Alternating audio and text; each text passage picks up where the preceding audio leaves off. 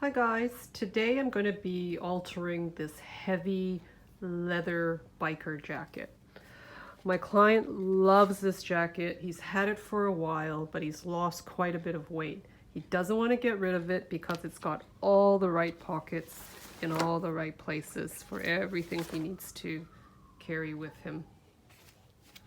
So his shoulders are quite broad. We're not going to touch the shoulders. He needs to take it in so that the waistline is going to be smaller for him. Can't really do it from the sides because this side seam is so close to that pocket. If I take it in, it's just going to be way too close to that edge. So we discussed it, and he's happy to take it in through the back.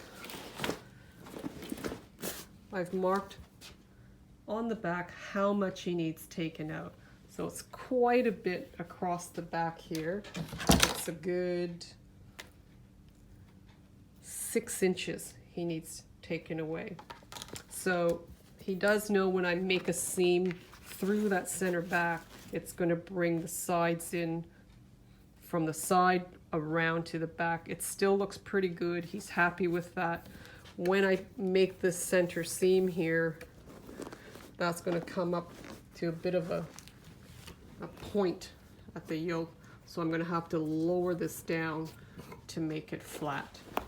I'm also going to have to put a seam on the inside of the lining. So we're going to have to remove a few things first. I'm going to have to remove this attachment piece, remove this pocket for the back shield there, and the label, and we'll make a seam through the back, possibly put everything back in its position. He'll still be able to use it. So there's quite a bit of unpicking to be done. I'm going to unpick the lining from the jacket facing or the hem facing. Have to unpick this seam here where the facing joins to the leather. And we're also going to have to unpick that top yoke right across from side to side, because we'll have to re-angle it so it doesn't stick up as a point right in the center there. Sorry I'm moving around so much. I'm not the best camera person, but I would just want to show you everything on this jacket. So it's quite a bit that we got to take out. Not much across the shoulders, but a ton down at the waist. Okay, let's start unpicking. There are a few tools you can use to do your unpicking. You can use a seam ripper or a pair of clippers. My favorite is to use a single-sided razor blade. A nice fresh new one is best because it's got a nice sharp blade to it. Use what you're most comfortable with. Using a blade is always fastest, but you have to be super careful that you don't slice into the leather or the fabric. Now I'm going to need a pretty big opening to sew this jacket, so I'm going to unpick from the side seam to the other side seam, and that'll allow me a big opening to get inside, sew the seam, and also top stitch the seam, because he wants a double top stitch like what we've got here down that center back seam. So if we're using the stitch ripper, go in, you can go one stitch at a time, but it's pretty time consuming, like so. And again, you don't want to be catching the leather. This is probably the safest tool to use because the blade is right there in the center, and that's easy to sort of work your way into the stitch. Even if you do every third stitch, 1, 2, 3, if you do every third stitch, it's probably you know, if you go right across and you pull the underneath stitch, it's easier, see that, to pull away. Much faster than doing one stitch at a time. So same thing with the clippers. If you do every third stitch, you can try every fourth stitch, every fifth stitch. You pretty much just have to test how strong the thread is, how strong the cotton is. So you can do this right across. With these pointy clippers, you just want to be careful you don't slice into the top finish of the leather.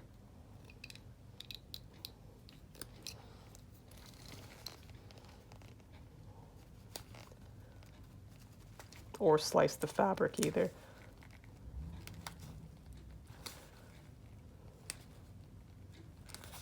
There we go.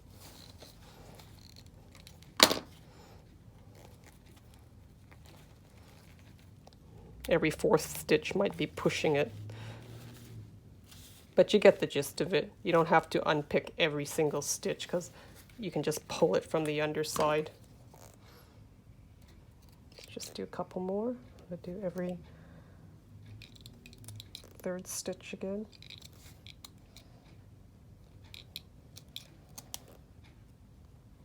If time is not an issue, again, do what you're comfortable with. You can do every stitch if you like.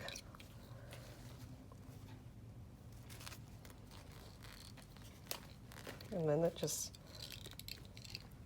pulls through. And then you just can unpick all the little bits there. Okay, so that's a couple of ways to unpick. Or what I like to do is use good old razor. You need a bit of experience, steady hand, and just really eye what you're doing. So you can see when they've sewn this together, they've actually top stitched twice to sandwich the leather and the facing together. It wasn't actually sewn first, turned inside out, and then stitched, because there's no stitch along that fold. So now that I've got this a little bit open, I can start slicing. So I'm going right across that edge. So again, you can use your, like once you've got an opening, you can use your stitch ripper this way, pull, open that way, or use your clippers, same thing, pull a little bit and open up. Oh, I've come to a stitch here. They've actually put a little tack right there. You can see that. That's got to go. We can put that back later. So this is pretty heavy. I'm going to be using a walking foot machine to sew this leather. If you don't have a industrial walking foot machine, a regular industrial machine may or may not do it. The problem with using a straight stitch machine that doesn't walk, you might end up getting stuck and then you don't get the nice even stitches like a walking foot will give you. Okay, so these are the other ways to unpick. Or when I use a razor, I hold it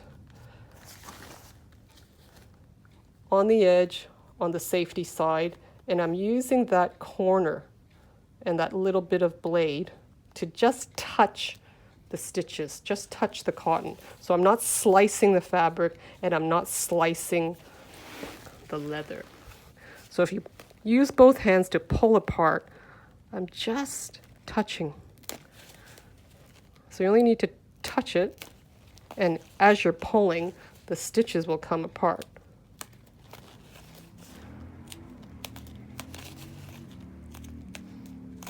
And my hands just walk along as I'm going. So remember, that's razor sharp, so be careful how you're holding it. And I'm angling it towards the fabric rather than towards the leather. So worst case scenario, if I cut anything, I'm cutting a little bit of that fabric and not slicing the leather. So as you're pulling, you can see I'm just touching the stitches. Doesn't take much. You don't actually have to use much force, because if it's a brand new blade and it's razor sharp, it's literally cutting it once you touch it, once you make contact. And you're pulling it apart while you're doing this. So this part's pretty fast, going from end to end, or sorry, side seam to side seam. What's going to take a little bit of time is pulling out all those threads and cleaning it up. I find it's always nicer to work on something with all the little bits of thread gone. There's the other side of the tack. I'm just going to slice that really, really carefully.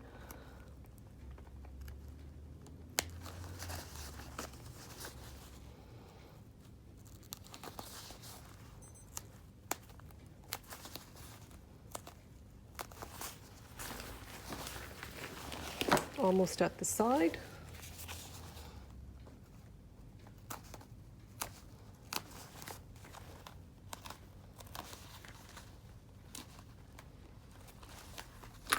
Okay, now what do we have here? Looks like a bit of a waterproof layer. Let's just see how it's attached here. So there was just a bit of glue holding that layer down.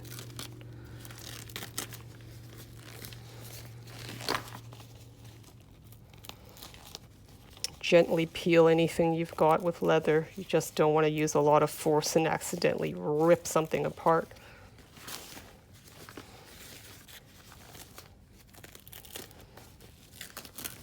Yep, just did a little rip there. Bit old, this jacket, so it actually feels fragile in my fingers.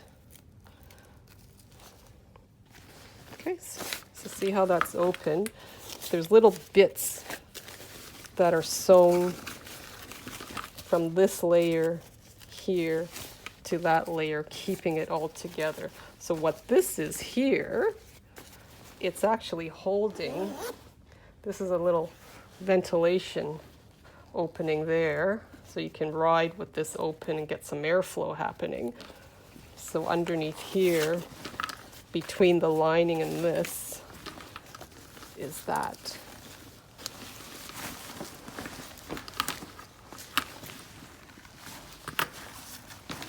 So you've got that little bit of an air vent happening there. And this mesh for the lining, I don't know if you can see, but it actually is a knit, so you can have some airflow going through there. It's hard to see from that camera angle. So I'm going to have to sew this piece as well as the lining and the leather smaller, taking out that chunk there to make it all fit back together at the waist.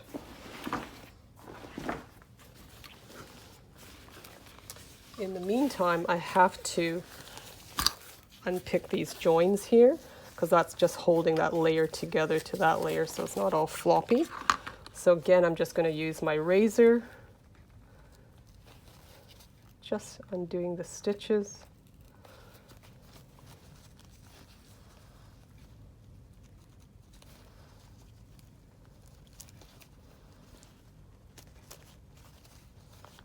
This one I'm not too concerned if there's a little rip in it. You can see they're just sort of scrap pieces of fabric to hold those layers together. Same thing on this side. Just undo that join.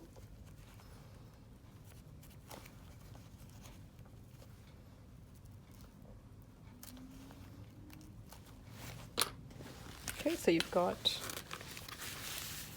the leather, this layer here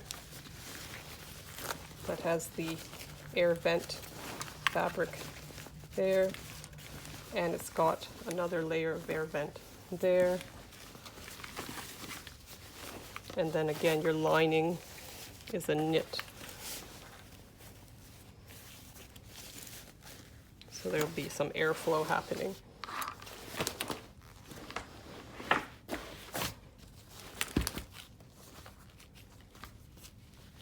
Next step, let's clean all this stuff up. So just flatten out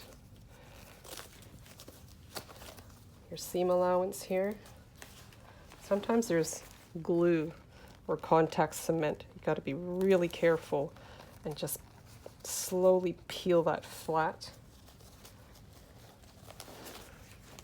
And then you just want to unpick all those little bits of thread, bits of cotton,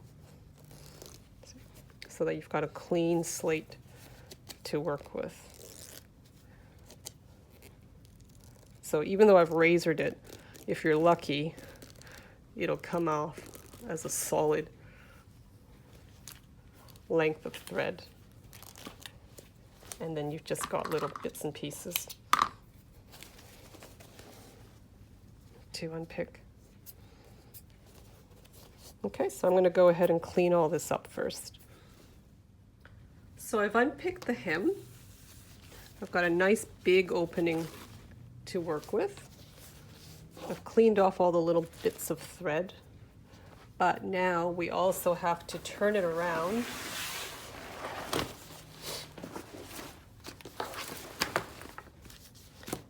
and unpick this piece from the lining,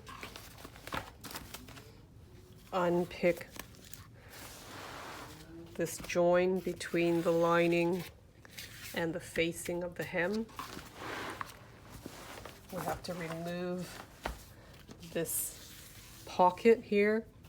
That's where you put that back protection. It's like a piece of foam. Now, because this is sewn onto knit fabric, I'm not going to use my razor. It's a little bit too dangerous to do that. Most likely use my clippers or this seam ripper. So I'm going to go ahead and unpick this, unpick that, and unpick that.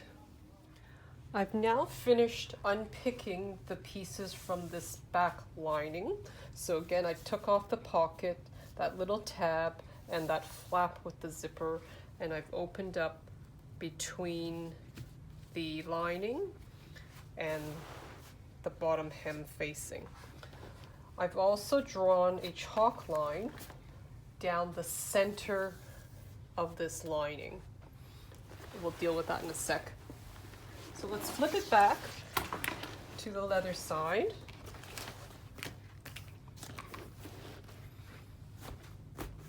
And let's mark what we're going to cut out. So these chalk marks here, again, are what I had fitted. So when the client had the jacket on, I pinched the middle seam and I chalked what I needed to take out from his back. I didn't bother pinning it through, it's just too thick, and I didn't want to leave any pin marks either. So this isn't perfectly accurate right now, but we can start working on it. So what I want to do is mark a line from the bottom of this yoke right down to the hem. So let's measure the center here. Sometimes it's hard to put a chalk line on the leather. I'm just using a normal powdered chalk. As you can see, if you press too hard, it just snaps. So I'm just drawing center marks first, and then I'll draw a line right down. Oops. Geez, I'm not even pressing that hard, and it's just snapping.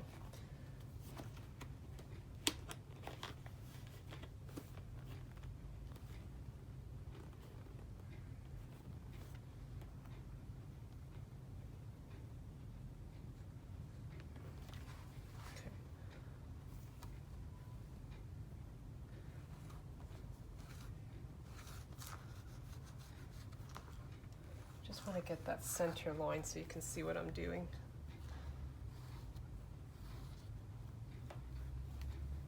So you can see where I've actually chalked. It's pretty close to the center. So I'm just double checking that I'm pretty close, that I've got it centered. It looks pretty good.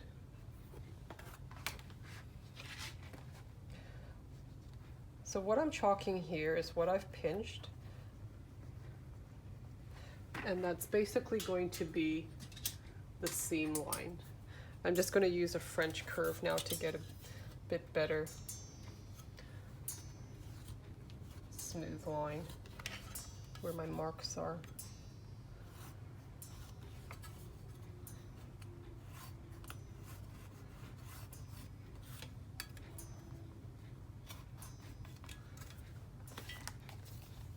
So I'm just going to transfer the marks to the other side to make sure it's even.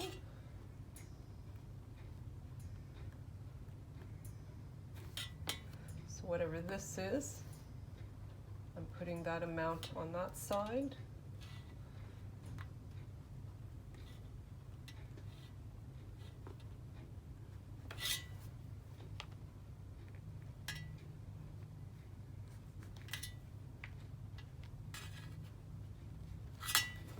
So I'm literally taking out 6 inches from his hem across the bottom here, which is along his hip.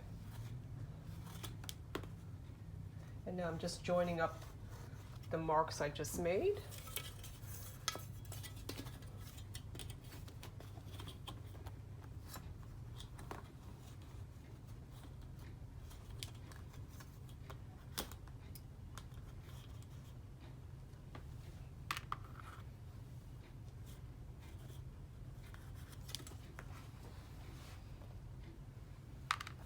So you can see it goes to nothing at the bottom of that yoke. So this outside line is the sewing line. Now I'm going to add a 1/2 inch seam allowance. So I'm just going to use my quilting ruler again, because from the edge to that line here is 1/2 inch. So I put that 1/2 inch mark on my sewing line, and I just use that as a guide to quickly draw my cut line.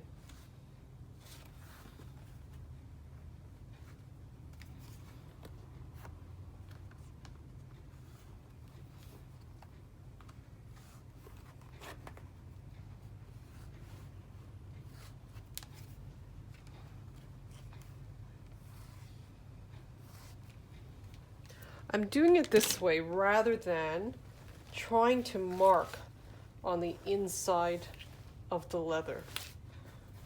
So what I'm going to do now is just cut this away on my cut line. I know I'm going to sew 1/2 inch seam allowance and to nothing here. So now I'm going to need to unpick from here to here so that I have some room to work with when I flip it over to sew, and then I'll cut away this bit.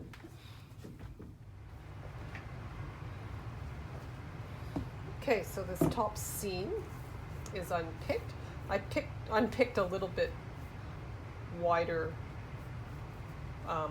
measurement just so that we can change the angle up here if we need to, which we probably will, because once we sew that, that's going to get pretty pointy.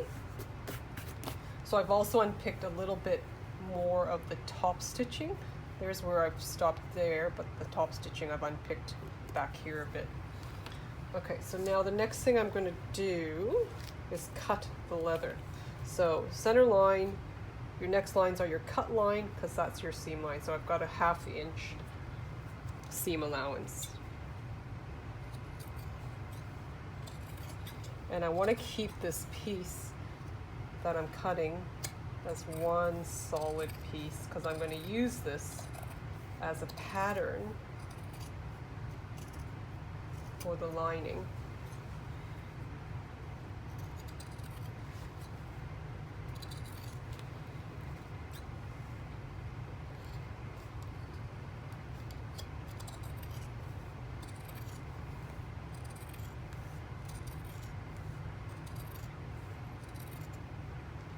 doing it this way because I just think it's easier than trying to turn this inside out and putting the marks onto the inside.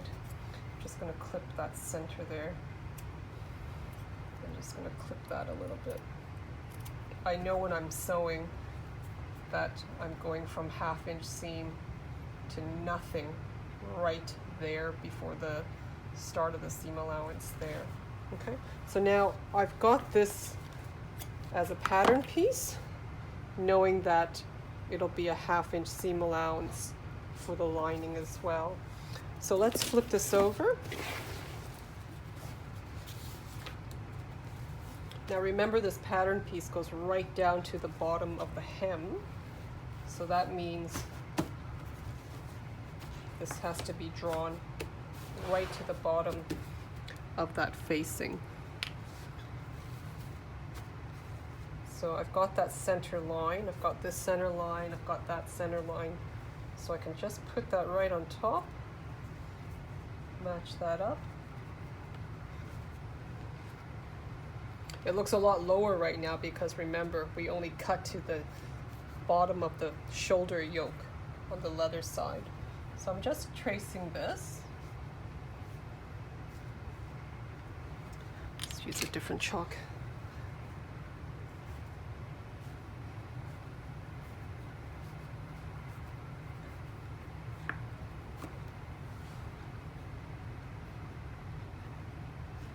So I only have to have one chalk line here because I know this pattern piece includes the measurement of the seam allowance. Now, remember that I have this other piece here between the leather and the actual lining. And that piece comes right down to where this facing is. So we'll put this on top. And what I'll do is just pin, well, that's nice and flat. I'm just going to pin the 2 layers together down the center line just to hold it in place. You could even pin it here just to the inside of the cut line just to hold it in place. Up here, I'll pin up here. When I unpicked the pocket and the tab from this stretch lining, you can see it's a very delicate knit, and even just from wear and tear, when I unpicked it, there's already little holes from the original stitching, unfortunately. You can see here in the tab, but because we're sewing this together, that'll be gone, and these holes here from that piece will be further in, so it will get covered up.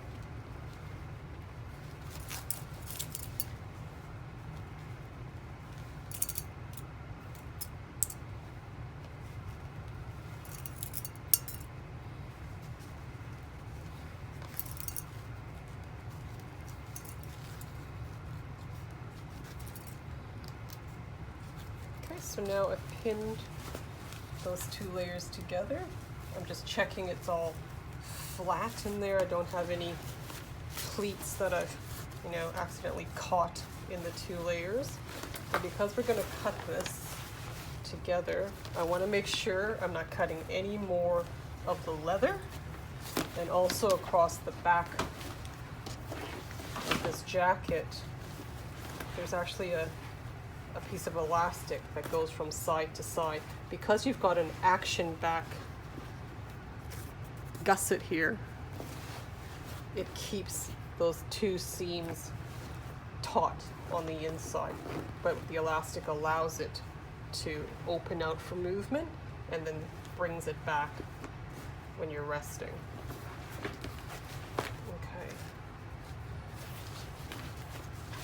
So this is what I'm going to push away when I cut from the other side.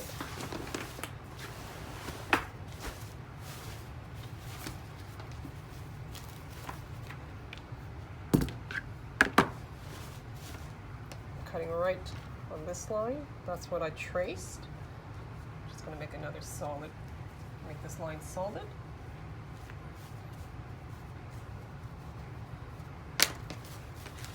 Move the leather away from underneath. And cut. Okay, so that those pins just hold the two layers together. I might just put my hand lifted up so I know for sure I'm not cutting that leather.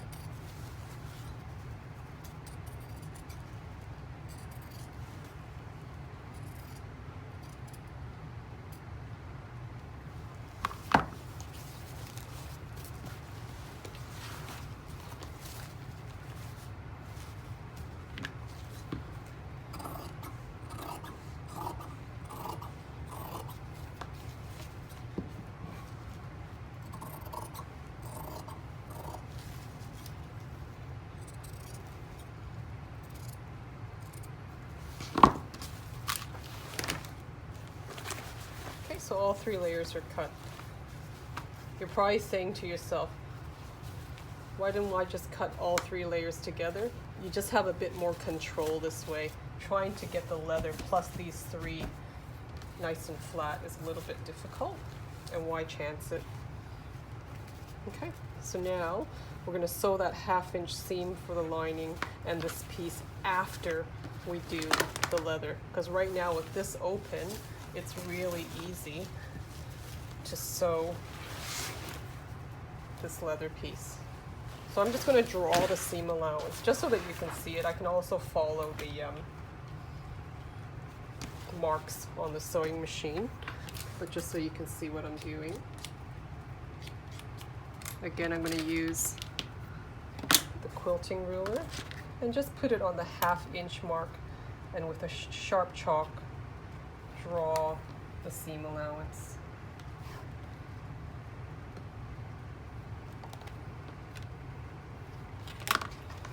And remember, up here at the top of the yoke, it's going to nothing because there's the seam at the top, and it's going to nothing from that 1/2 inch mark, like that.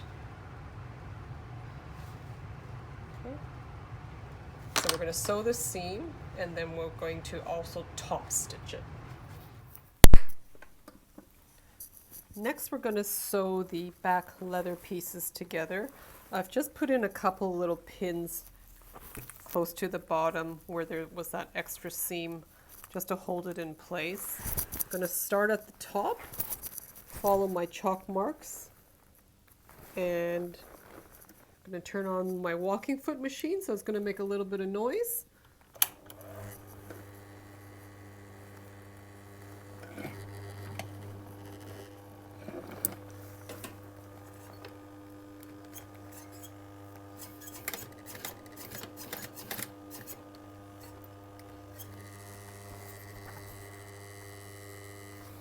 So I'm starting from nothing, and then it just tapers out to a 1/2 inch seam.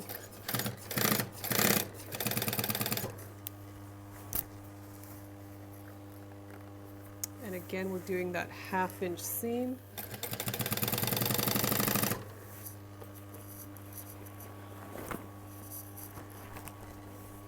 Working on these bike jackets, it's quite heavy, so you really have to sort of shift every now and again, so the whole weight of the jacket doesn't fall onto your lap or off the other side of the machine.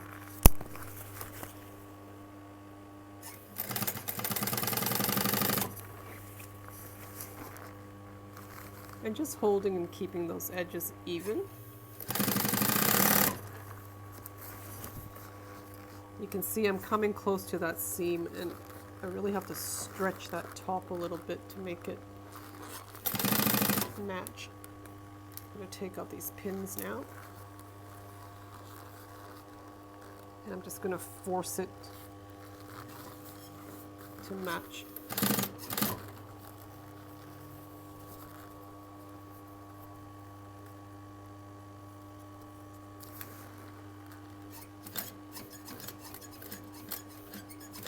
It's quite thick here, so even though it's a walking foot machine, I like to give it a little bit of help by hand wheeling it over those really thick seams. It's better than breaking a needle.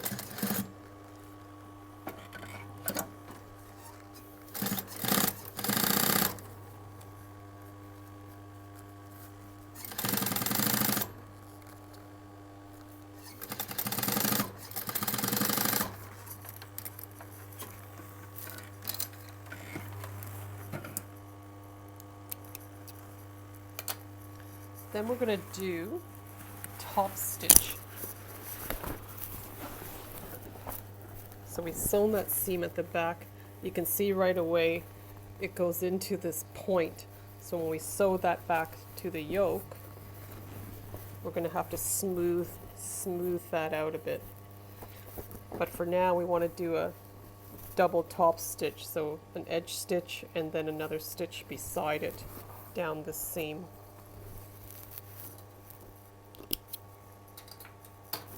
So now the tricky part is getting this big thick jacket under again, and then also pushing the lining out of the way. So first I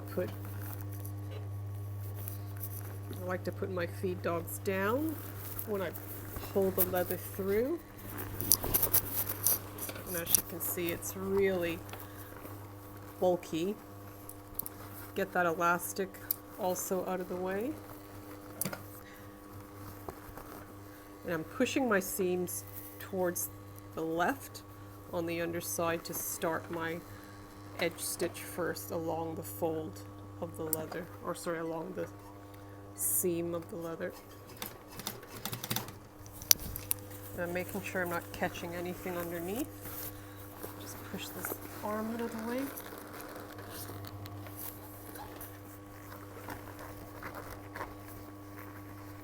If your leather's really thick, you can just sort of hammer it down a bit if you need to. Got a little hammer that I use sometimes on really thick seams, so you can just sort of flatten it down a bit if you need to.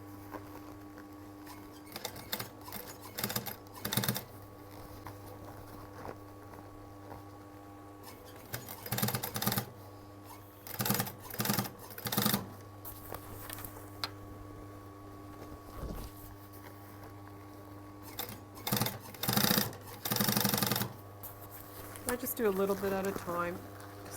You gotta push this leather.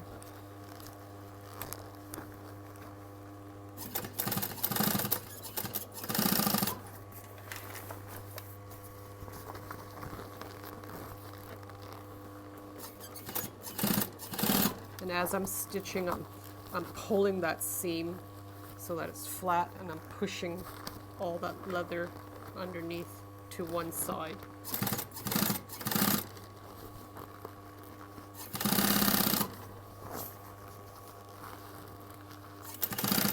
Now we're coming up to this thick seam here.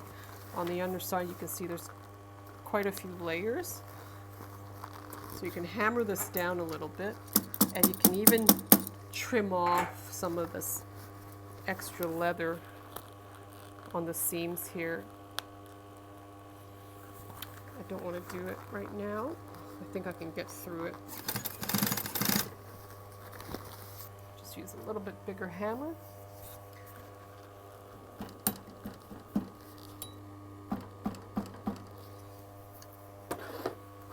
And then I'm going to walk over this while I'm pushing.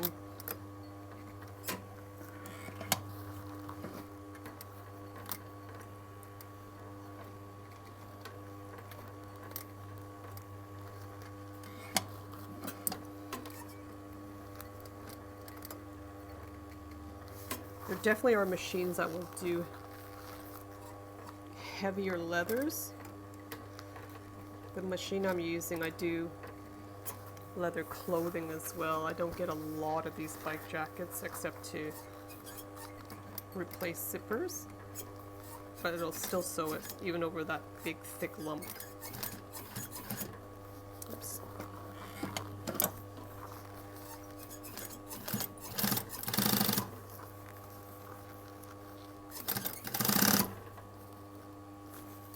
Oh, unfortunately my thread broke. I'll have to re-thread that and just start again over the lump. Now, unfortunately, my thread broke and I actually was running out of bobbin thread. So this gives me an opportunity. I unpicked the bit that I did. Because this is so thick, I think I'll go back in and I'll just cut away some of that extra seam on that joint. It's just so thick when you turn it over to top stitch. So sometimes when unfortunate things happen, it gives you an opportunity to do something you should have done in the first place. So I'm not cutting right to the edge of the stitching. It's a bit too dangerous. So I'm just cutting away that little bit, and I'll cut away this little bit in here.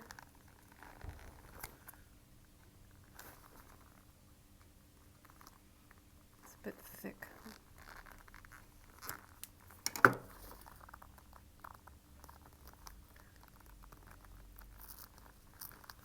Just make sure I cut this one layer at a time. It's so heavy.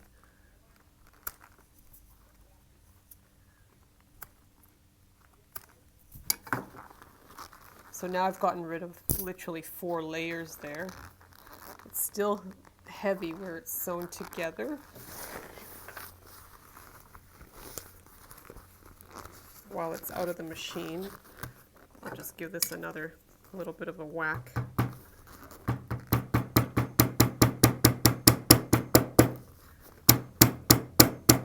And hopefully that'll be a little bit easier when I sew that again. Already it feels, you know, it's half the thickness, so it'll be a lot better. So let's try this again.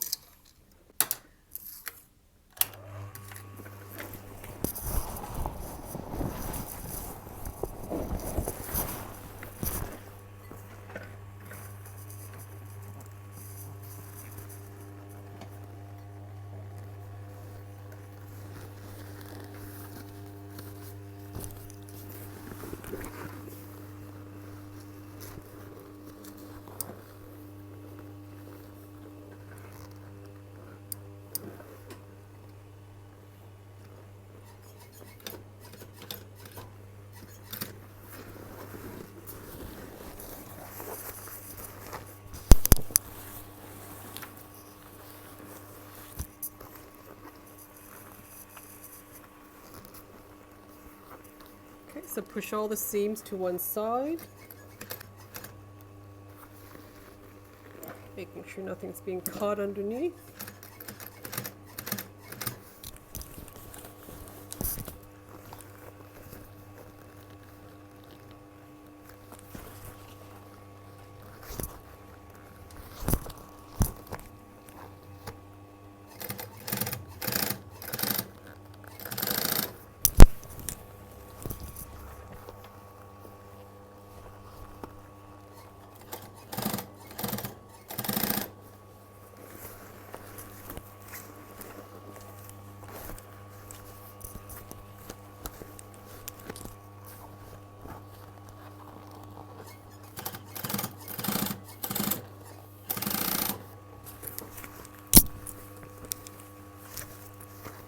Unfortunately, that elastic I didn't push out of the way. I just have to make sure I don't catch that.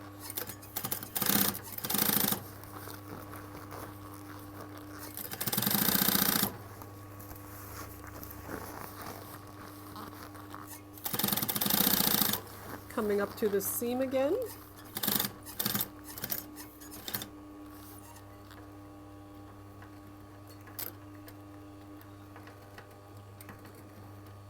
Just give it a little bit of a helping hand there.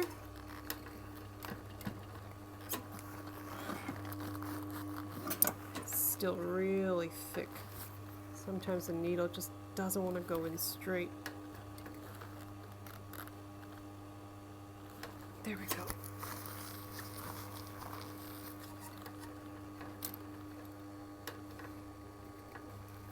The leather's so thick that when the needle goes in, it literally bends just that millimeter and it won't go into the hole straight. So I just give it a little bit of a nudge over. Just got to be careful you don't put your foot on it.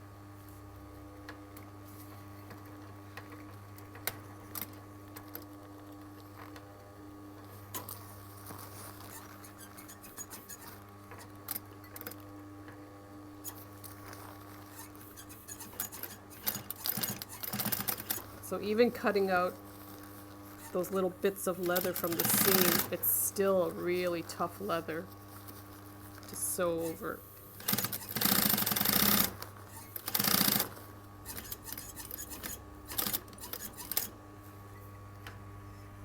So now we're doing that second row. Instead of cutting the thread and going back to the top again, I think I'll just turn it around.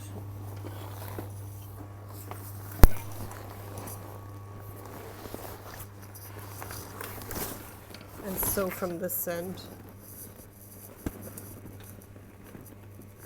So we're doing a second stitch about just a little bit more than a 1/4 inch beside that first row of stitching.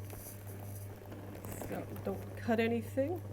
I'm just going to sew with the edge of that foot on the left side, and I'll follow that row of stitching.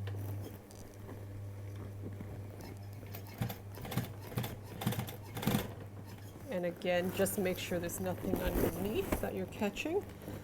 The last thing you want is to sew a beautiful row of stitching and then you've caught half the lining underneath. It's happened before. It's not a good feeling.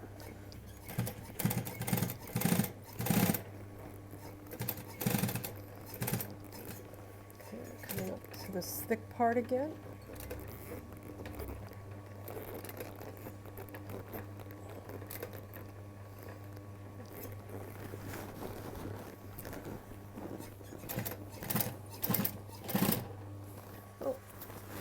That was a lot easier. It's cooperating coming up this way.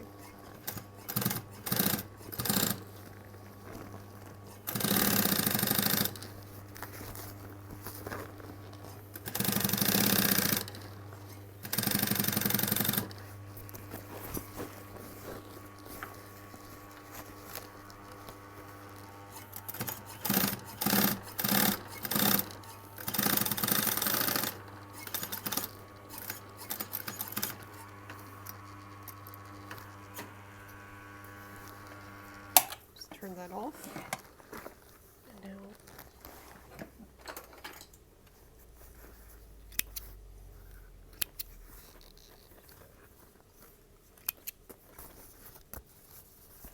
this walking foot machine doesn't have an automatic cutter, so got to do these loose threads manually. Okay, let's pull this out.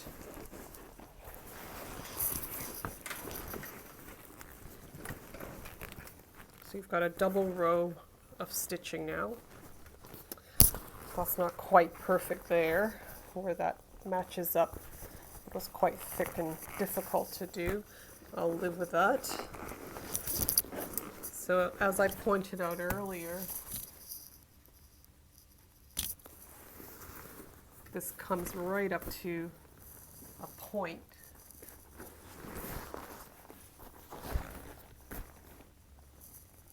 So we'll have to adjust that to the yoke.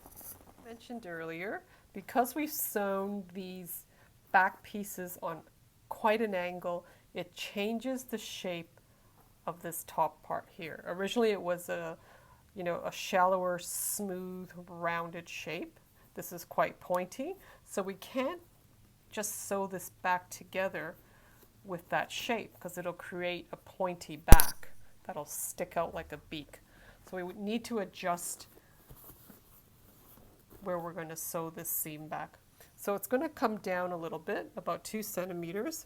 If I lay this down flat, that's naturally where it wants to go. I'm just going to chalk along where it naturally wants to go.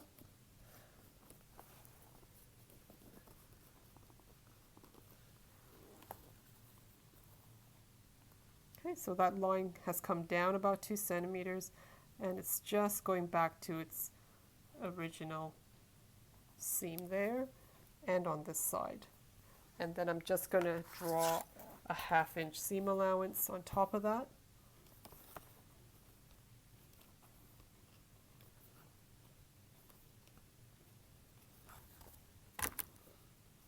So that top chalk line will be my cutting line. So you can see I've just rounded it out, and I'll shave off that point right there, and then we'll re-sew it together.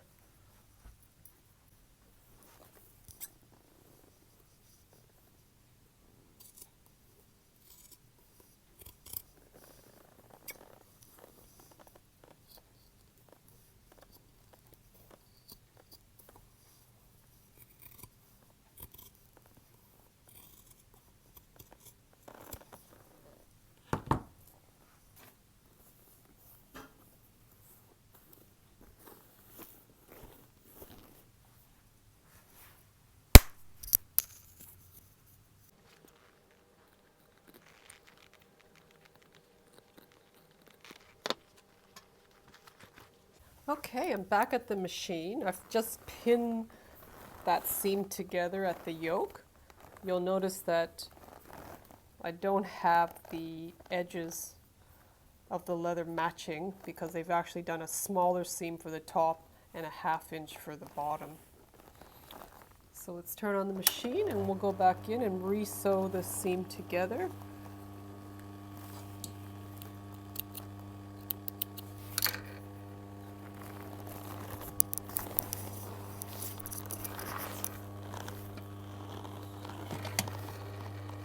So I've used pins, but you know, whatever you're more comfortable with, you might want to use some kind of clip or a clamp or nothing at all.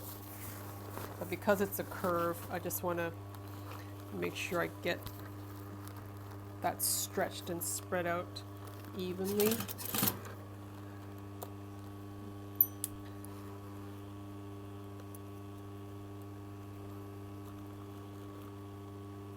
Of course, my pin just broke the head off.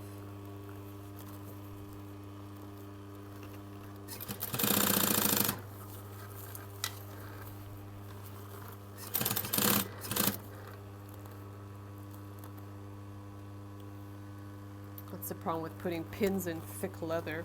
When you pull out that round head, it comes right off the pin sometimes, and the pin is still stuck in the leather.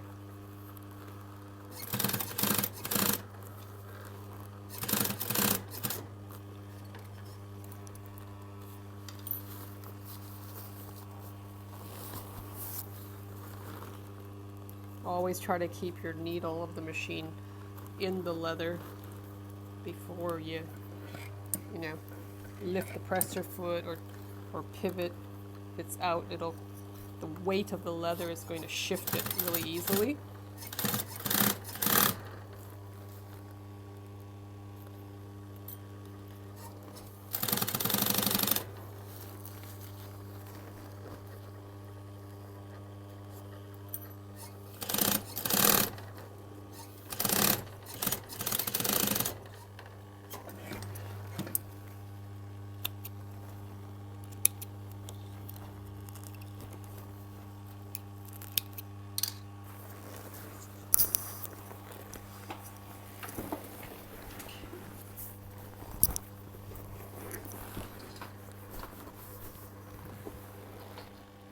That's sewn back. I just have to go in now and re-sew that edge stitch and then the second top stitch across.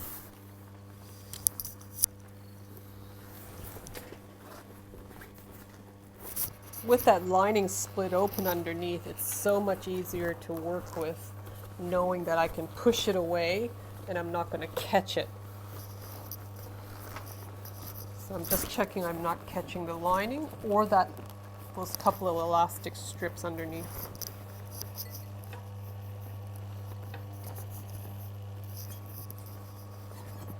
So you can back tack this top stitching, or you can leave a tail and pull it through so you don't have lots of stitching on top of each other. I'm just going to back tack here because it's so thick it's not going to be that noticeable. A couple loose threads here.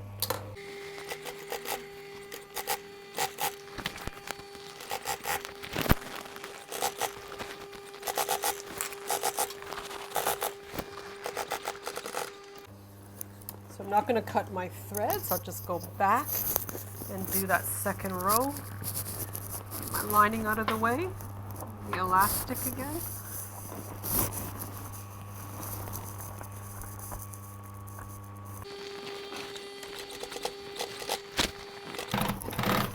I can still see the original holes from the stitching, so I can just follow that.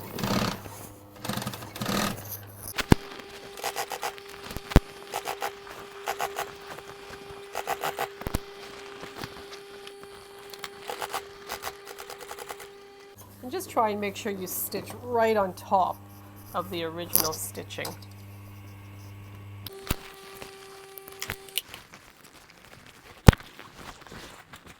So re-top stitched. I'm just going to clean up a couple little bits of thread and we'll go on to the lining. We're on to the linings now.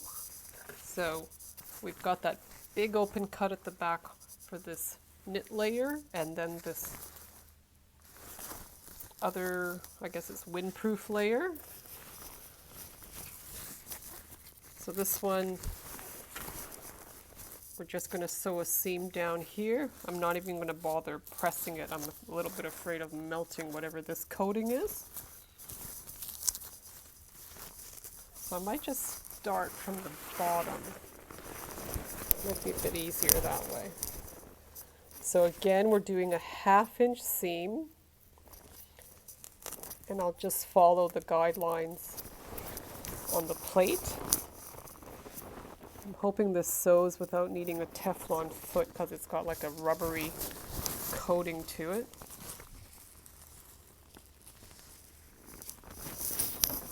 And this is so heavy, it just wants to fall on me.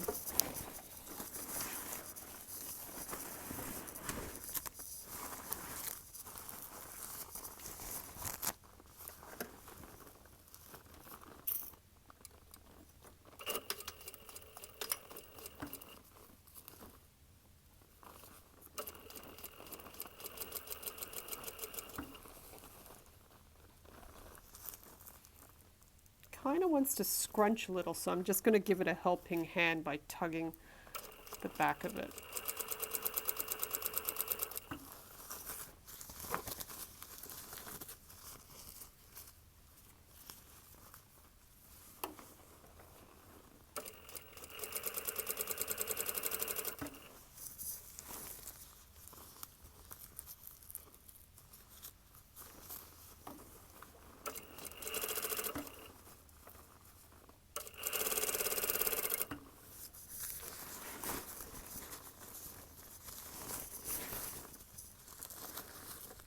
Problem with working with heavy leather jackets, it's just the sheer weight of it and the bulk.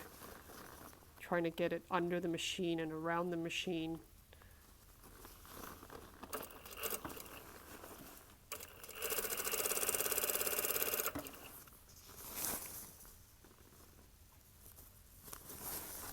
There's something oddly satisfying about working with leather. Once it's finished, it's really nice to see the finished product, even though it's really hard on the arms and the shoulders and the hands. I've actually ripped this lining a little bit, so I'll have to just sew it a little further up.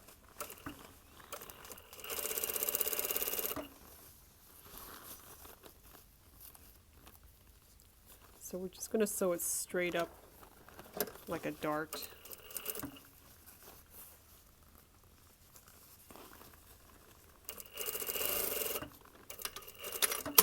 Luckily no one sees this layer, so it doesn't matter that it's not going to be pressed. And then the last layer to sew together is this stretch lining. So this has to be sewn with the right sides together. And this will have to be inside out. Might just do it again this way.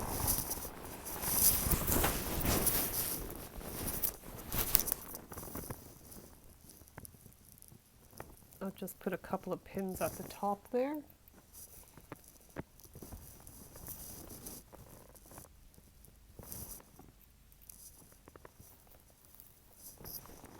Then I'll start at the bottom and work my way up. So luckily this is actually nice and stretchy. There's less chance of damaging like a satin ribbon, not ribbon, sorry, satin lining.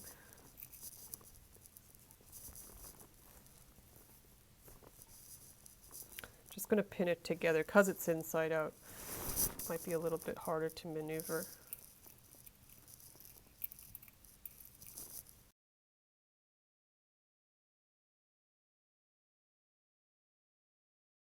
Okay, so again, a 1/2 inch seam, and I'll just taper off to nothing at the top.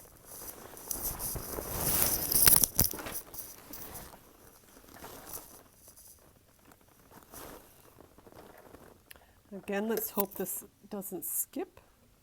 Sometimes when you're sewing stretchy fabrics on a straight stitch machine like this, it skips. Even if you have a ballpoint needle, if the timing's wrong, it'll just keep skipping.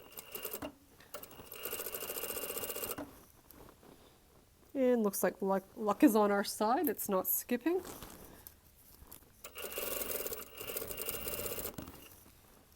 I am just stretching it slightly, so there's less chance of breakage if the person who's wearing it stretches it out a bit.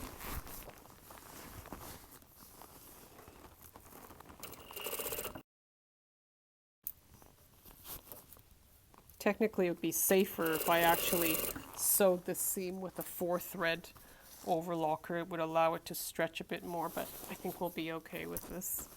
It's quite a big lining.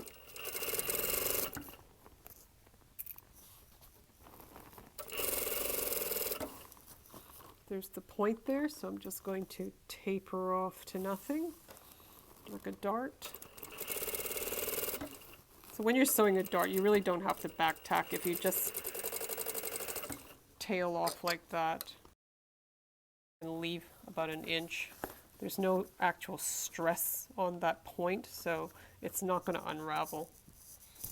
Okay, so now I'm not going to press this either open because it's a knit. It's going to sit pretty nicely on the other side.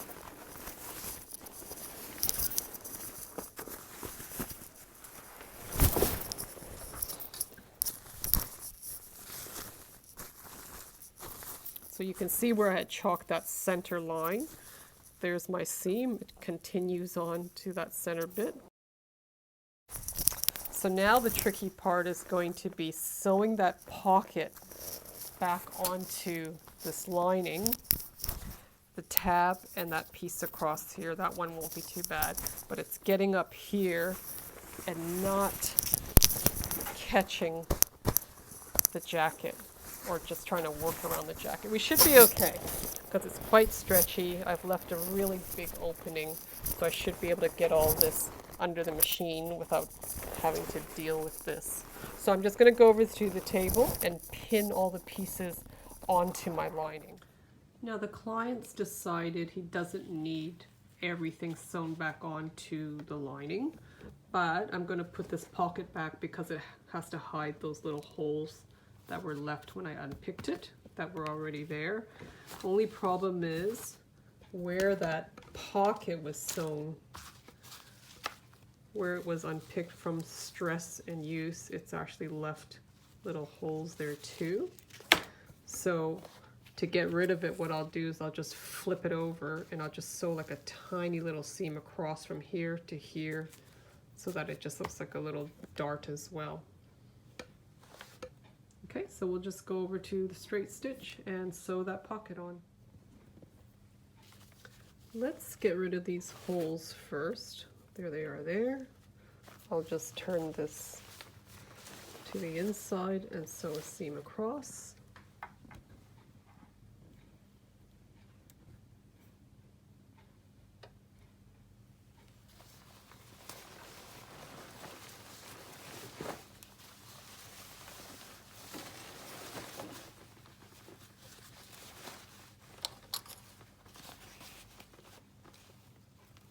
You can see there's the hole there and there.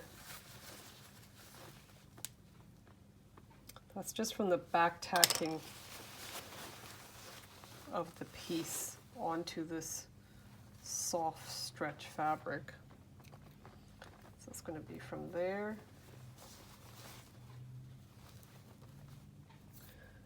to here.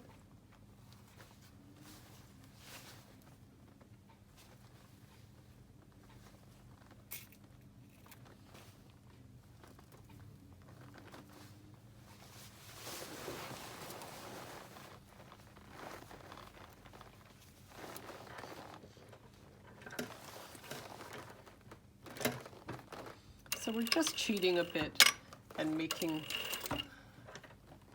a little dart to hide the holes.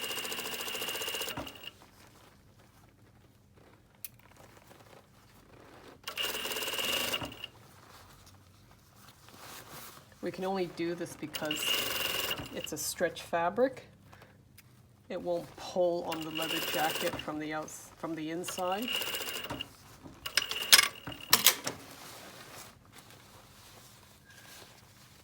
Okay, so it just looks like a little dart now. Okay, so let's get in here and sew this pocket around.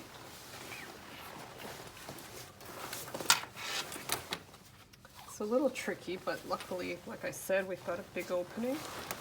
We'll start at the center bottom here of the pocket. And we just have to keep this leather part of the jacket out of the way. And I'm not sewing that sort of coated piece underneath either. Oops. Okay, we'll start in the center here.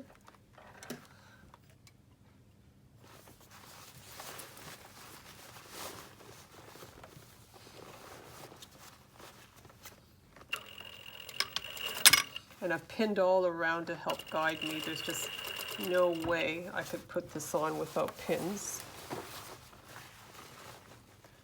Even if I drew a line around, it would still shift too much. So I'm basically sewing from pin to pin. I'll take out the pin and then I'll shift a little bit and make sure there's nothing underneath.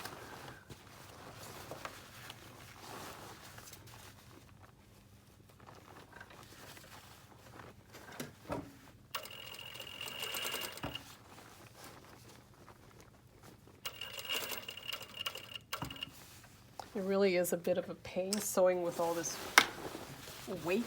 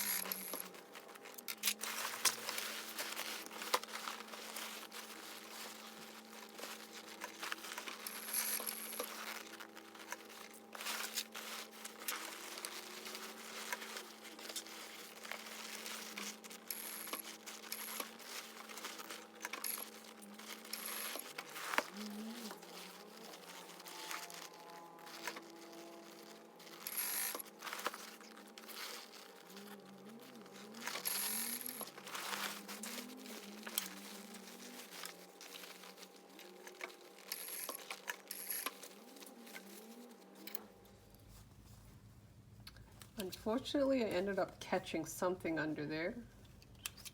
I will have to just re-sew that little bit of the pocket. As you can see, it's just so much you got to be careful with.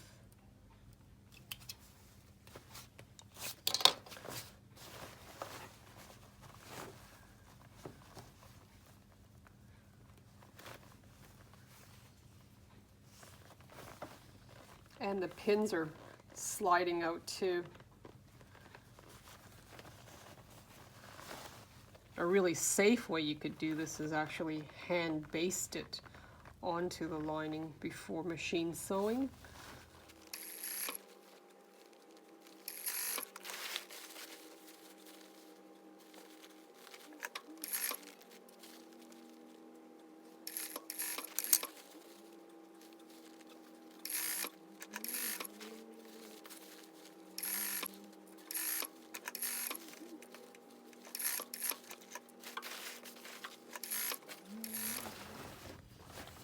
Okay, so we're back at the center, at the bottom here.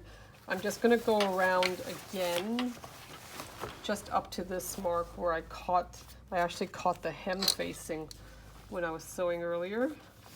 So I just need to re-sew that.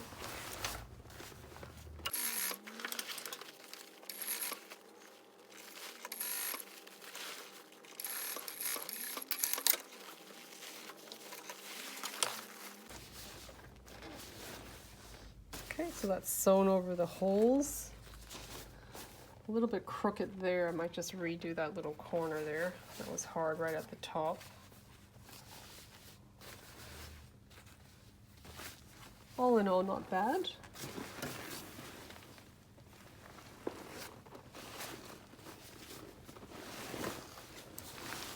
And that little dart there. And I'm just stretching it out to make sure I didn't miss stitching any edge.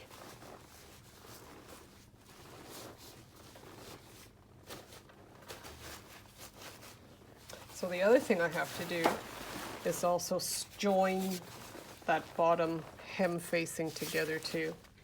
So it was cut in the middle, we're putting right sides together, and again we're sewing a 1/2 inch seam allowance. This I'll press open after it's done.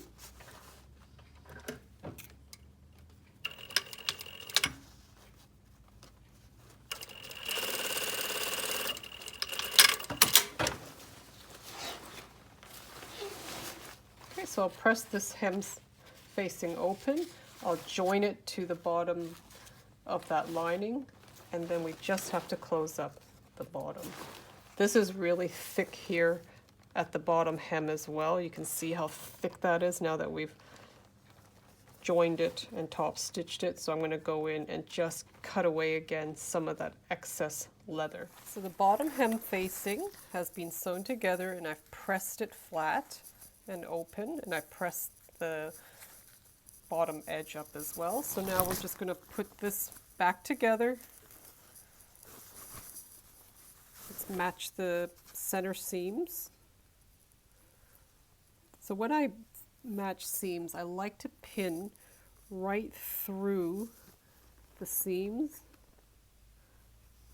and come back out exactly on the seam and coming out on this side back onto the seam. And I'm going to sew right over the pin so I know it's going to be matching perfectly.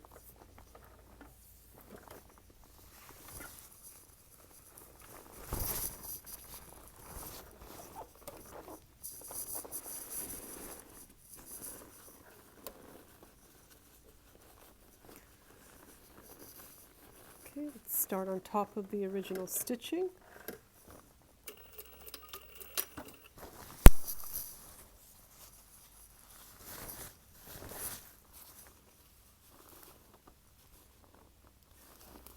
When you're sewing a flat fabric to a stretch fabric, it's always better to have the stretch fabric on the bottom because the feed dogs will actually grab at it. Because that stretch fabric's going to want to stretch out and It can be too long if you have the stretch fabric on top rather than on the bottom.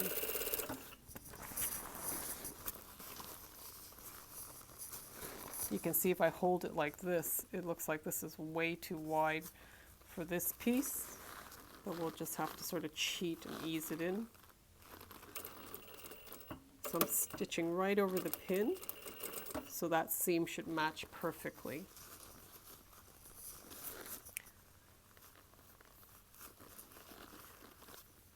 I don't want to get any little tucks in the knit fabric, so I'm just going to ease it in a little bit.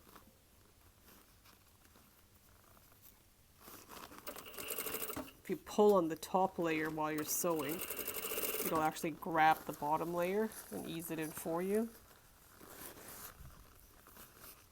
You can see it's matching better now.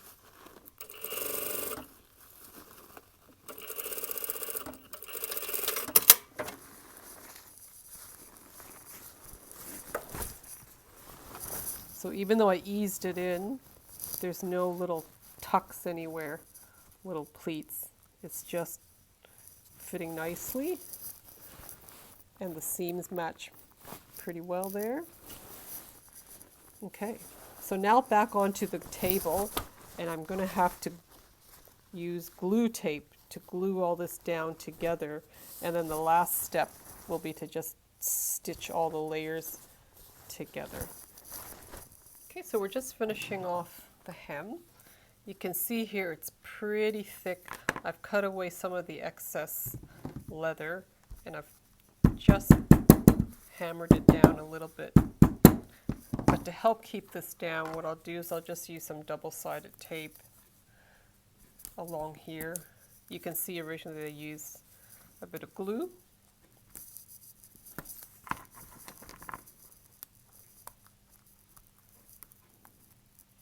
There is a proper leather tape I used to use, a double-sided tape. It's a bit expensive, so I've just been using this craft tape that's double-sided, and it works just as well. It's probably a little bit too tacky, but it still works. So that helps to keep that down. Now this next layer is actually sitting on top of this hem. So I want to glue that down with the glue tape so that it stays in position when I sew it. It's just a few millimeters, or about 1/8 of an inch above the bottom of the hem. Okay, so I'm just going to put some tape like that. Peel it. Just center this first.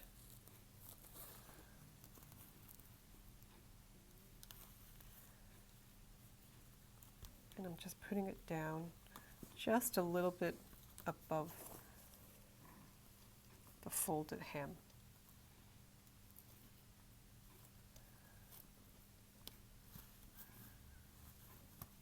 It's a little bit too wide.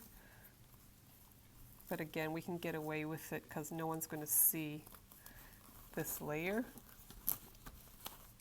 And that's going to stay put when we do the 2 rows of top stitching to sandwich it together.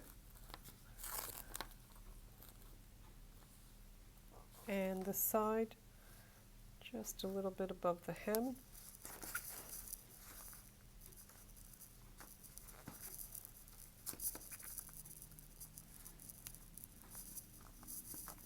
And now we want to put this hem facing right on top and flush with that edge of the leather. Okay, so we'll put another layer of glue tape, the double-sided tape, on top of this, and we'll just spread this seam open.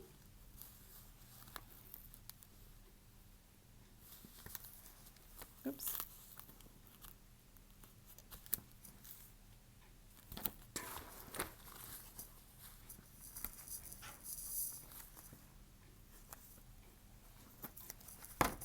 Press it down a little.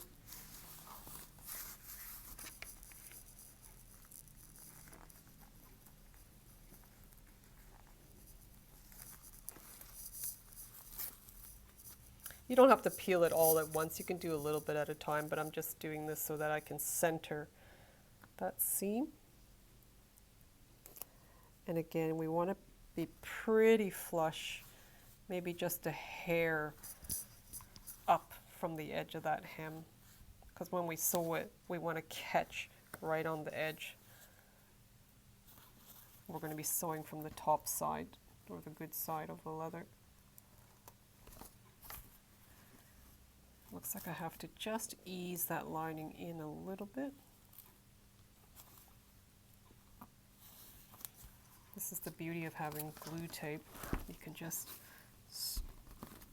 peel it and just press it down.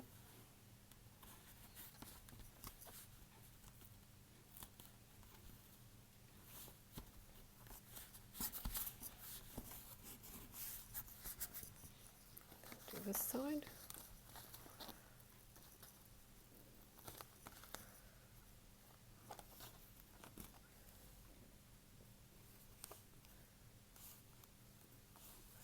So I'm trying to ease it in and get it flush at the same time.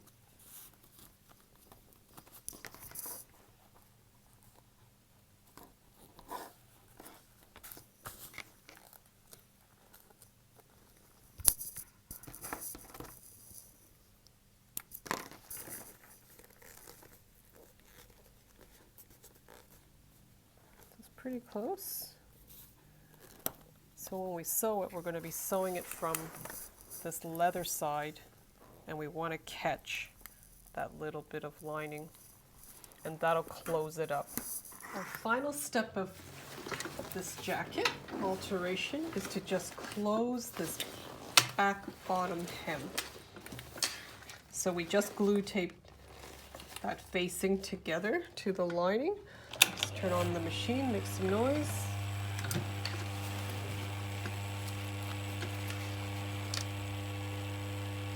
And we're starting just past the side seam.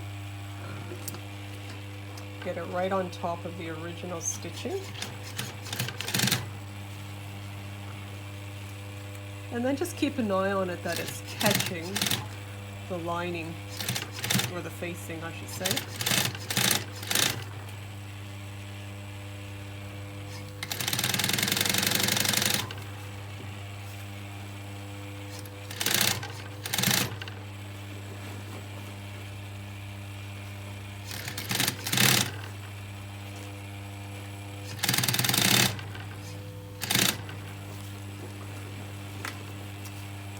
Coming up to a bumpy seam, so just give it a bit of a helping hand and walk over it.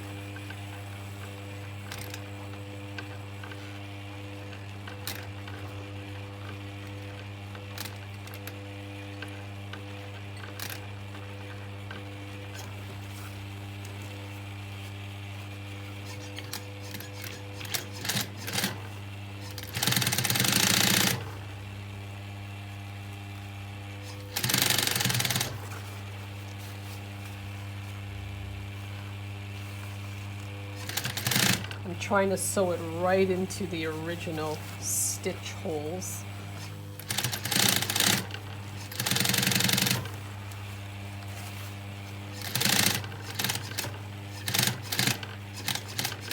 And back tack.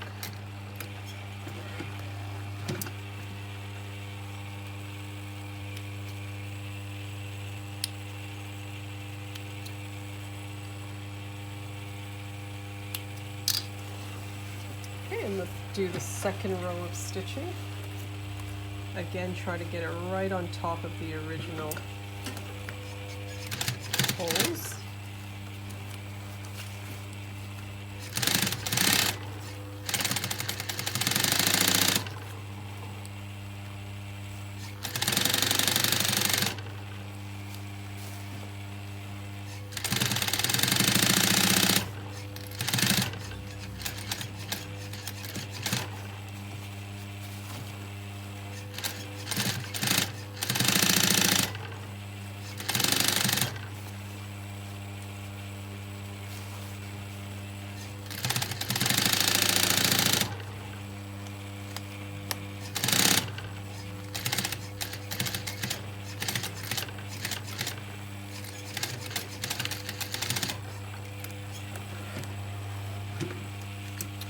I cut my threads, I always try and cut from the top first, really close.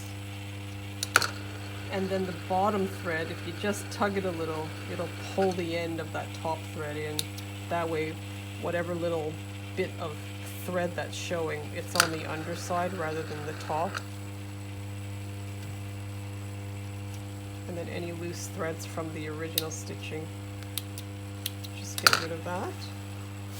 And just double check that stitching's caught the edge of the facing, which it has. And we'll just cut where we started the top stitching. So again, cut your thread from the top side, and then just pull it a little bit from the underside and clip it. And then it's usually pretty clean from that side. Now the other thing this jacket had was on the side seam, they actually tacked it.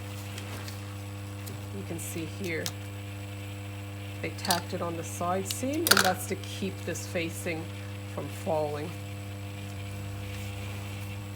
They did another one here. That's the telltale sign here on the side seam. So all they did was just stitch right on top of that side seam there, and you'll have a little bit of stitching showing on the facing. So we'll do that again, so that'll help keep the facing from flowing down.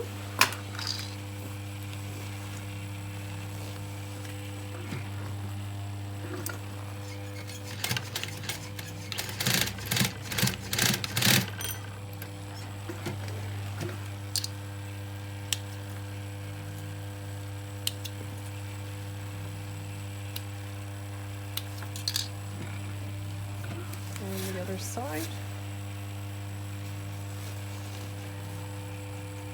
Get rid of your original thread that's there.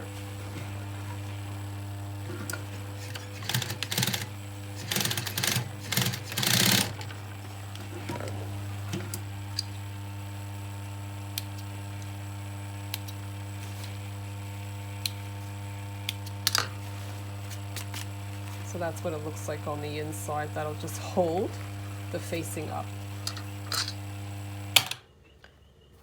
Machine off. That was our last step. Our jacket alteration is done.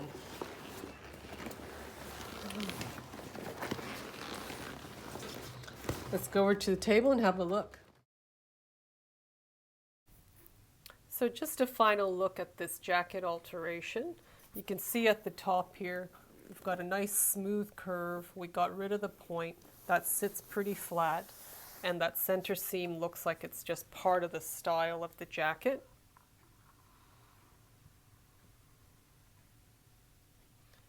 This is the original piece that we cut out from the center back. So we took in about a good 6 inches off the bottom of the waist and kept the shoulders the same width. It's a little bit smaller across the back. And the client can wear it either on the looser stud or the tighter one. And the lining looks fine. He can still put in his pad there. He just doesn't have that little tab and that little zipper piece.